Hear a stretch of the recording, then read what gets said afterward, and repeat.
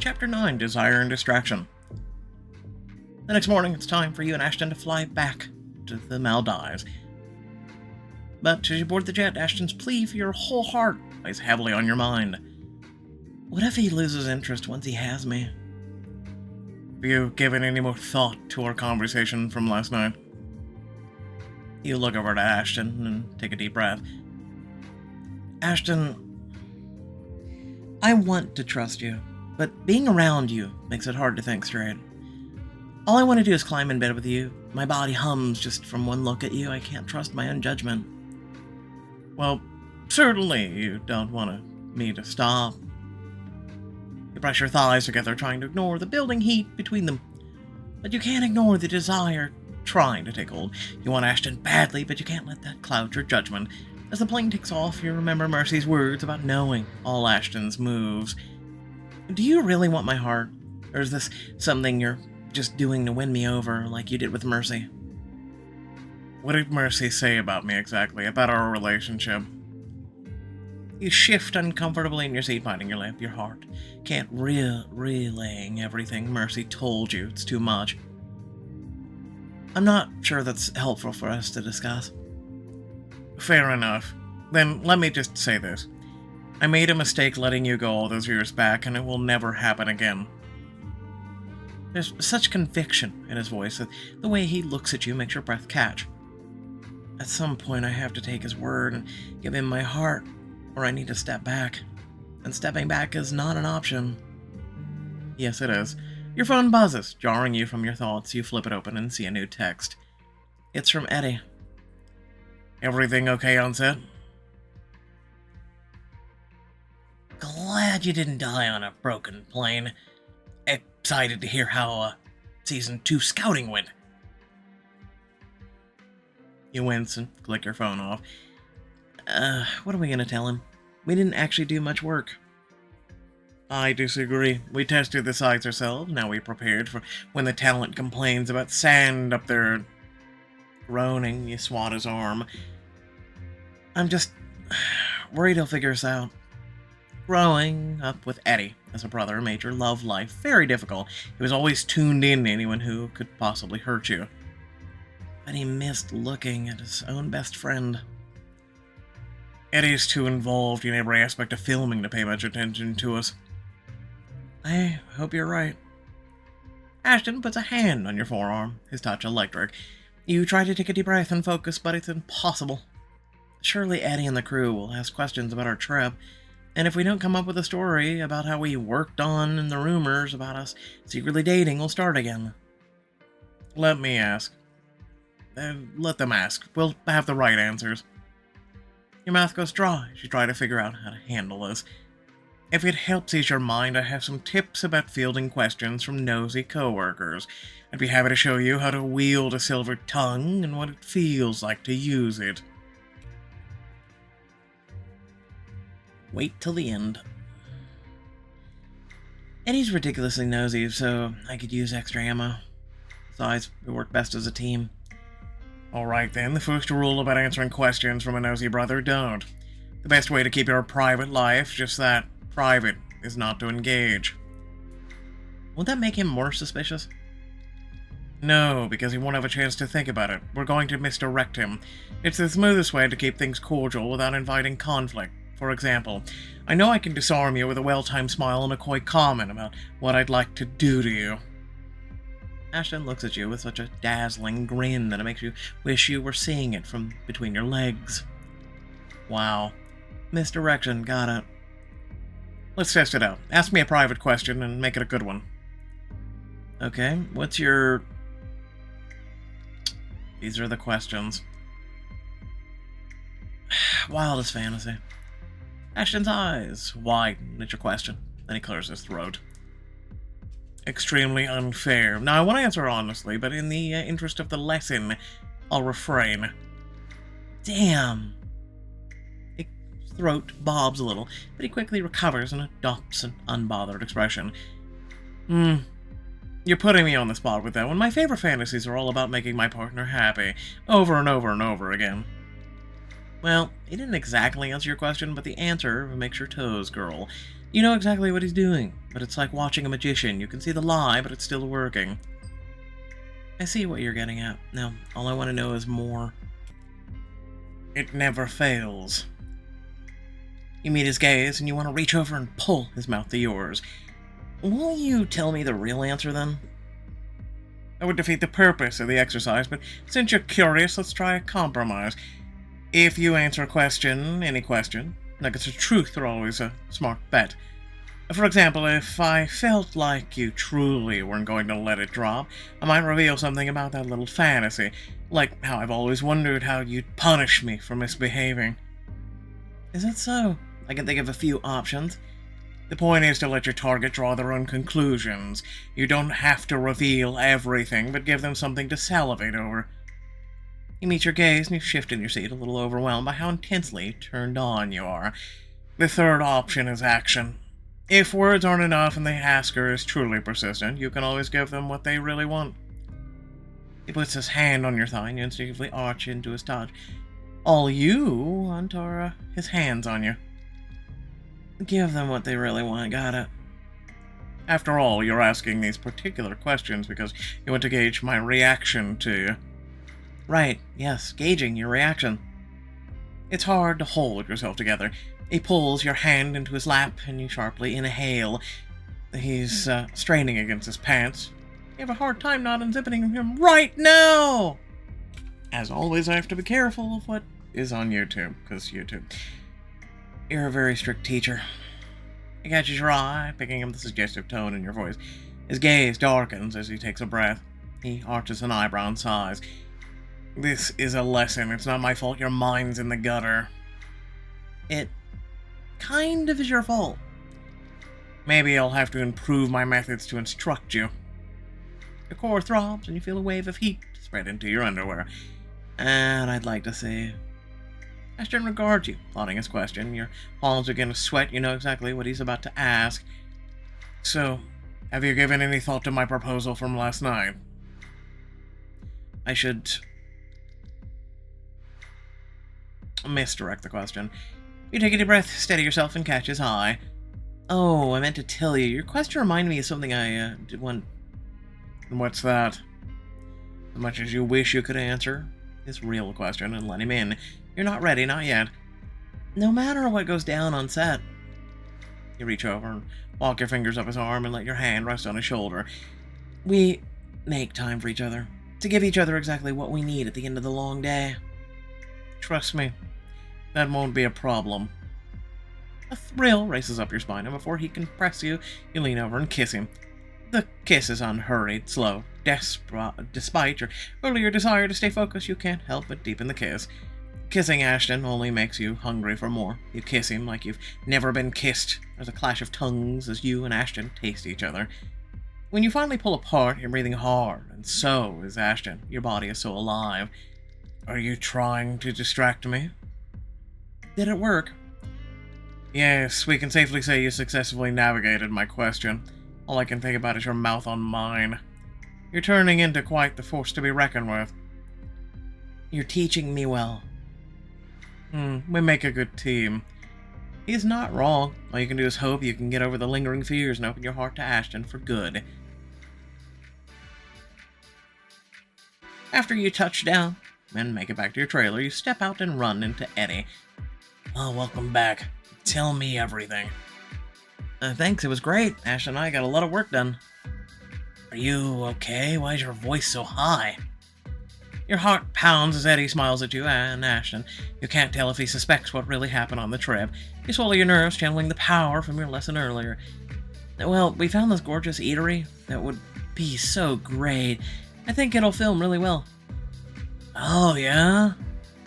Yeah, definitely. God, you're gonna have so much fun filming there. It's beautiful from every angle. And with that, you know you've got your brother's attention redirected from wondering what else you and Ashton could have gotten up to, and instead now on his love filming. Can't wait. When Eddie looks down to check his phone, you shoot Ashton a wink. You handled this like a pro.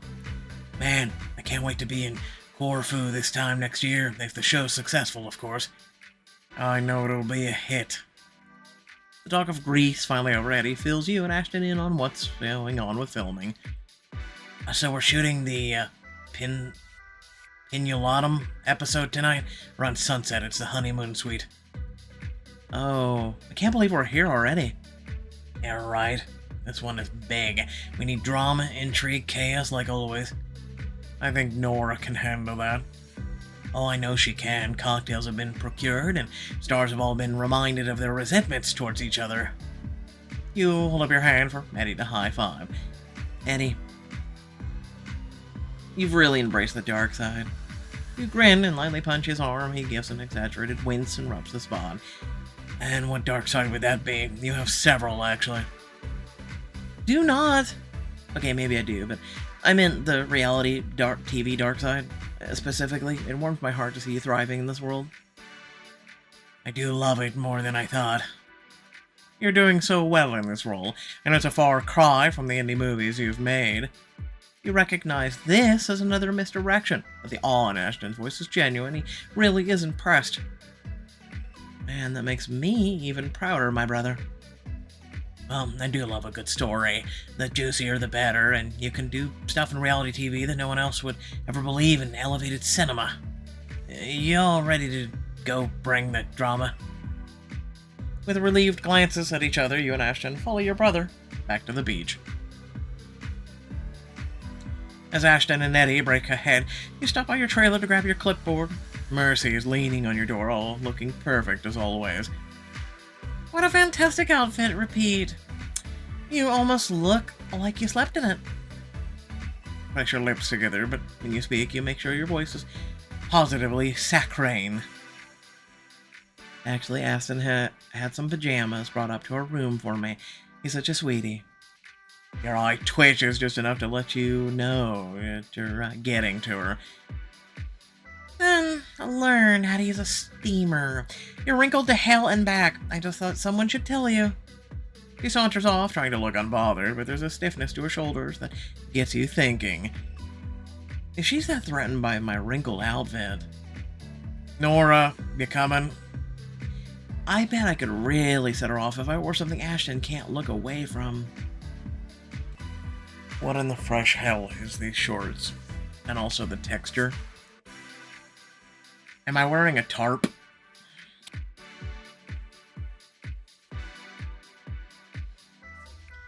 Do a quick change that would make even a theater nerd cry. Heading back to set with a flip of your hair. Try this one on for size, Mercy. Bring all the drama you want, but Ashton will only have eyes for me. A short while later, filming is underway. You blend seamlessly back into the element, even if Mercy resists your every note. As Mercy and her date lounge on the honeymoon suite couch, bathed in moonlight, Eddie's camera catches a glare. Mercy, could you turn half towards the camera? Mercy glances your way, her neck stiff as a board, and sniffs. I think we both know you're only trying to get my bad side. Though she's trying not to look at you, her eyes flit over to your new look with a begrudging respect. That would be what's best for the show. I should stand my ground, appeal through her ego. Stand my ground. Mercy, you can either take direction or you can leave the set and we'll film without you. It's an empty threat, but she doesn't know that. Please don't call my bluff. Fine, geez. You don't have to be so rude about it. Just because you dress like talent doesn't mean you have any. Raise an eyebrow. Oh no, but I am the boss of the talent, so kindly angle that pretty face. Eddie records some solid footage as Mercy turns her attention from you to her sisters. Gemma, come on. You can't really believe that guy is into you. He was just making eyes at me. He was not. But you're so confident to think anyone else has eyes on you tonight, especially when... When what, Gemma? Well, when you've been hanging out with me most of the night and not talking to any of the guys, but I don't mind supporting my sister. Across the set, Ashton meets your eyes and smiles. His gaze makes you warm all over. He's looking at you with bedroom eyes.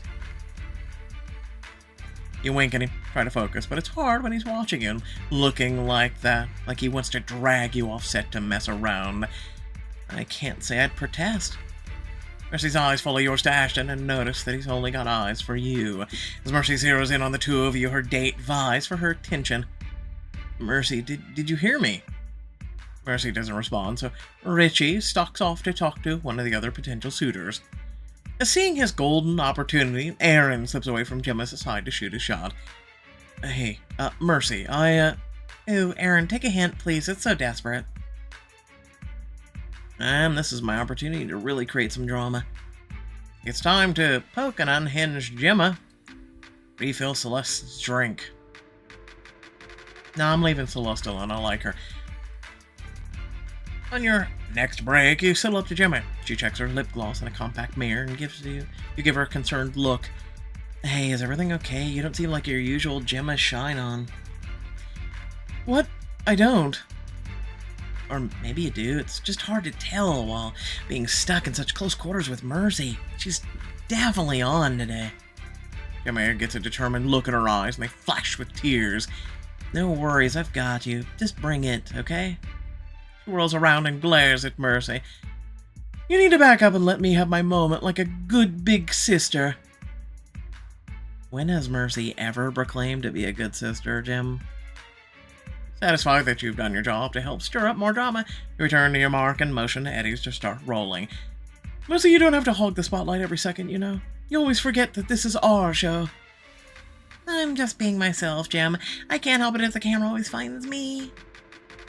Celeste breaks the fourth wall again and stares into Eddie's camera with a pained grimace. Time to back it up. Mercy and Gemma aren't competitive with each other at all. I told you that I should get the suite alone with my date. Everyone's already watching me anyway. You're not. Nora only said that because you're her favorite for whatever weird reason. Ouch. Here I thought I was the favorite. You are, trust me. Gemma pouts and folds her arms across her chest. For a second, you think she's about to stomp her foot like a toddler. I'm not forgettable. The sisters go right back to arguing. You can't help but feel smug. Eddie's catching every second of it. In the chaos, you motion Ashton over and he walks over to your side. I know we need to keep a low profile on set, but could you stand a little closer? With you in that outfit, I'm already holding myself back. From doing what? Don't test my restraint, Nora. You want to pull him towards you, feel his body against yours, but you settle for a smile, knowing every furtive glance between you is making Mercy more and more unstable. Brush my ass against him. You step in front of him, back up until your butt is pressed against his front. You grind him against him, and feeling him harden against you. Have I mentioned how much I love your ass? Doesn't hurt to hear it again. Well, I love it. I wish it were my face you were grinding against so I could... Oh, Lord. Just imagining that makes you feel wetter. And you have to step away from Ashton before you start to beg. Step away from Ashton and look to the suite, meeting Mercy's gaze of pure hatred with a pleasant smile. Now's the real test. What's she gonna do? I'd like to throw myself out the nearest window reading this shit. I had to say it. Mercy shrieks, trying to pass it off as excitement, snakes her arm around the waist of Gemma's date. Oh, come on, Aaron. Wait, I thought... With a truly evil smirk at Gemma, Mercy pulls Aaron away, heading straight for the back bedroom of the suite, leaving Gemma staring after them. Mercy! But Mercy's long gone. Your attention goes to Celeste as she clinks her glass with her dates. To us. For being the normal ones. To us. Oh, she has a new date now. Addie lets out a low whistle, oblivious to her methods as he moves to Celeste. Good God, how are you getting Mercy so riled? I don't know, but it's better than I could have ever hoped for. As filming takes a turn for the easy, your phone buzzes with a text from Ashton. I can't stop thinking about last night, all the things I wanted to do to you. You want to talk about what now? Right now. And you'll get all that and more tonight when you come to my room. Perhaps I could give you a little preview. Your heart pounds from the implications. You hold the phone to your chest, covering the screen. Is he really suggesting we do this on set? It's salacious, scandalous, dangerous, but you're dripping down your thighs as your thumb hovers over your phone. And I'm gonna go with put phone away. Sorry, kids. As tempting as it would be to fantasize with Ashton, you know you can't keep your head. Later, promise. As you wish. Just remember, I'm ready to make you mine if you are. You put your phone away, even as guilt tugs at you, knowing he waits for your answer. I'll handle that later. Right now, I've got to focus on my show. Later that night, you linger along the beach, your heart pounding. You reread Ashton's message about how he's ready to make you his, and the butterflies awaken in your stomach. I have my answer. I finally know what to tell Ashton. I'll tell him... he's always been the one for you. I'm ready to forgive the past. I'll forgive the past. He's more than made up to me. And I've made him dance long enough. In record time, you make it across the resort and reach Ashton's suite. You raise a shaking fist to knock on the door. This is going to be the start of your future with Ashton. You're so ready to fully open your heart to him, and before somebody walks out. Your hand trembles as you knock. You hold your breath. But instead of Ashton's strong voice, a seductive feminine one calls out. Come in! I've been waiting for you.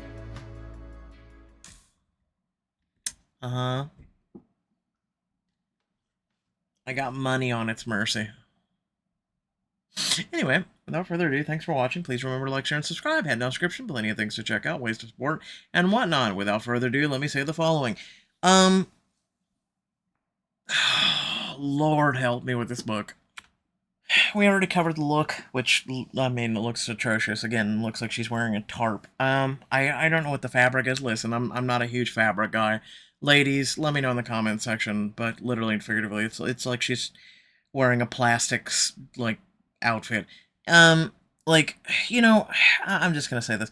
You ever see those women who wear, like, dress suits? Like, you can literally go to Google and you could probably find them. You know, I always saw women like that, especially as a person who has worked with women who dress like that. And it's one of the sexiest things in the world because it leaves a lot to imagination. Call me old-fashioned, call me prude or rude or whatever the hell people used to call people like me. Anyway, long story short is I like a woman who leaves a bit of imagination, right? I mean, I'm not going to take a dump on you, but if you're one of those women who goes out every single day and you wear, like, really tight outfits with nothing underneath and we can see everything, and hell, even some of you wear, like, colors that are, like, skin tone, right? So you literally look like you're walking around naked. Yeah, no, I've seen quite a few in my city. Anyway, you're leaving nothing to the imagination in those like tight outfits and things like that. And then there's people who don't even wear the tight outfits. They just barely hardly wear anything. So, like, I don't know. I saw that outfit and also it was shorts. Which I have nothing against a woman in shorts. It just weird. And then the fabric quality of it and everything else like that. It was weird. It was just really, really weird. So, I don't know. I know pretty much 99% of you agree with me on outfit choices. Like, we'll be like, wow, that looks really good. And then there's times where we're just like, what the absolute hell is this? Secondly, us lying to Ashton, or excuse me, Eddie, and then also the whole situation with Ashton, like, again, I question to you ladies, do you ever get like this? Like, any of you, just don't be ashamed. Like, I'm a logical person, so I think really long and hard with my brain, and I don't let all the blood flow go to my little brain. And I guess, you know, as they say, ignorance is bliss. I guess it is, because sometimes I really wish I wasn't as enlightened / intellectual / commonsensical as I am, and it kind of leads you to unhappiness. But at the same time, like, I don't make mistakes. I get my heart broken on a constant daily basis, or, you know, being really insensitive to my partner, you know, and just be an idiot and go for whatever walks on two legs. And there's a lot of that going around right now, let's be honest. So, again, I don't like lying to also Eddie, But I get it, like, he doesn't need to know, but at the same time, like, I don't understand why we're hiding it. If Ashton means well and wants to really pursue this relationship, you kind of have to get Eddie to at least know. You don't need his blessing, right? But Eddie has to at least know. I don't know. Again, I feel like, I used to do podcasts for this stuff, and every week I would, do rundowns and feelings, and I wouldn't leave so much at the end of the videos. I don't know. Does it annoy you guys? Should I do the podcast? Should I go back to that? I don't know. There's a lot going on with choices, so that's why I'm asking lately. And it's not all good, trust me. Other than that, thanks again for watching. Catch y'all later. Peace out.